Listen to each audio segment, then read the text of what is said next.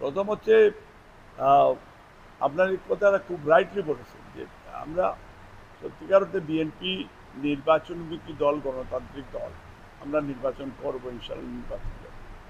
এলাকার উন্নয়নে প্রথম আমার যে গ্রামের বাড়ি, এই গাড়ি আমি ছোটবেলা থেকে আমার জন্মের পর থেকে দেখছি যে অবস্থা, এখন পর্যন্ত এটার পরিবর্তন হয়নি। আমার গ্রামের ভিতর দিয়ে একই সিচুয়েশন, অথচ এটা শহরতলি। আমার গ্রামে ওখানে সরকারে জমি কিনে 50 লক্ষ টাকা, না, 50 লক্ষ টাকা করে এখন ডিসিমিল করে কিনে। অথচ এইসব এলাকায় একটা ভালো স্কুল কলেজ এখন পর্যন্ত স্থাপন হয়নি।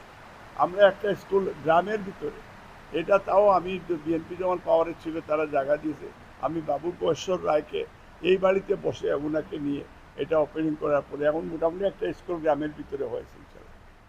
আমার লাইফের আমার একটা চ্যালেঞ্জ, যেটা ড্রিম, যে আমি দক্ষিণ সুমা ফেঞ্চুগঞ্জ পালাগঞ্জ সারা বাংলাদেশের মধ্যে দি বেস্ট এলাকা হিসাবে গড়ে তোলার সেই আমার অঙ্গীকার আছে আমাদের। এবং আমি বিশ্বাস করি, কারণ আমি অতীতেও আমার এই এলাকায় অনেক সাপোর্ট দিয়েছে এলাকার মানুষ। ইভেন আমাদের যখন রাজনৈতিক সিলেট শহরে অনেক সময় অনেক প্রতিকূল অবস্থা আমরা ফেস করেছি, কিন্তু এলাকার মানুষ আমাদেরকে সাপোর্ট দিয়েছে। এবং সেই হিসাবে এই এলাকায় যে যে দল করবে, তার যারা আদর্শভিত্তিক রাজনীতি করবে করুক, কিন্তু আমরা এলাকায় কোনো ফেসিজম চাই না। এলাকায় যেমন রিমোট অনেক আছে, শুধু এই আমার তেতলি ইউনিয়নে না, আপনার পার্শ্ববর্তী ইউনিয়নগুলিতে আছে। গ্রামের ভিতরে গেলে দেখা যায় যে এখন পর্যন্ত সেই আমার মানদাতার আমলে আছে।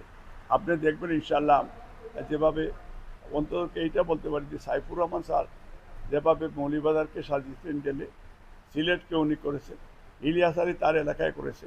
এবং আমি বিশ্বাস করি, আমি বলবো না যে তাদের চেয়ে বেশি, বাট আমার কন্টিনিউ এটা আমি তাদের কাছ থেকেও আমি সেই দিক দিয়েও আমি একটা ফলো করব।